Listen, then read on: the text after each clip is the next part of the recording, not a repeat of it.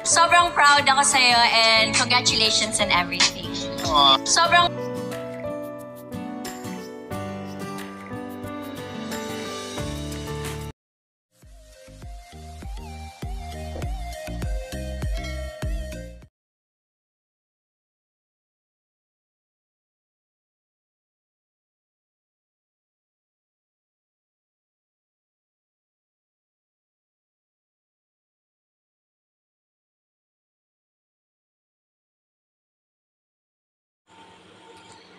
Dito tayo sa reaction ni Jake Cuenca when Kim Chiu softly leaning towards him, meaning she's grateful for this presence, giving her the support and tranquility amidst.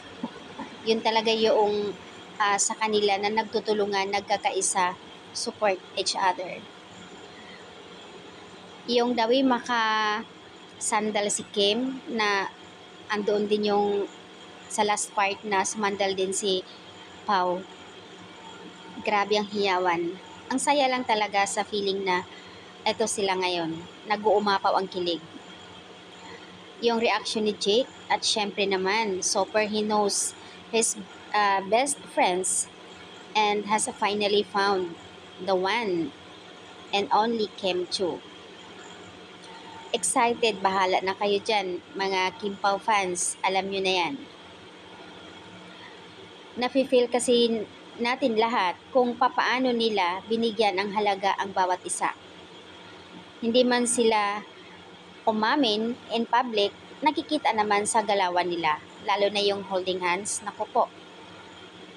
Kaya ito nga ang sinasabi na hindi yon pang promo kasi nga o pampakilig promo kasi nga graduate na sila dyan, may edad na rin sila, nasa tamang matured na sila. As in, pinakita talaga nila yung real na real talaga na sila.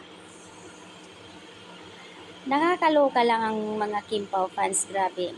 And some people just make you feel like better person and some people just make life more meaningful. I guess Kim Chiu and Paulo are two this, some people and sunflower of each other.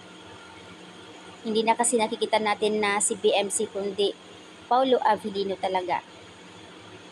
Yung wish ni Kim Chiu kay Paulo na thank you and everything, nandoon sa kanya na lahat. As in, may sariling mundo ang dalawa. After nang mag-wish ni Kim Chiu, yung mga reaction nila, yung dawi makangiti si Pao, wow. And our warm greetings to the one and only #Kim Pao. Birthday ni Paulo, grabe, pasabog. When you love someone unconditionally and you accept then for the who they are, flaws and all, andito na ang Kim Pao, grabe ang kilig. And this kind of love, just pure comfort and is being exactly who you are with each other. So, ayan, magdiwang na ang mga Kim Pao and this is how mahal na mahal. Sa last part, dun sa clip na pag-wish ni Kim, I think Paulo said, thank you love o thank you ha. Pero ang ending kasi ang dulo, thank you love eh. Kung matatandaan po, ang tawagan nila is Aro. Aro meaning love. Or sa bib kasi ang tawag sa kanila doon sa WWSK.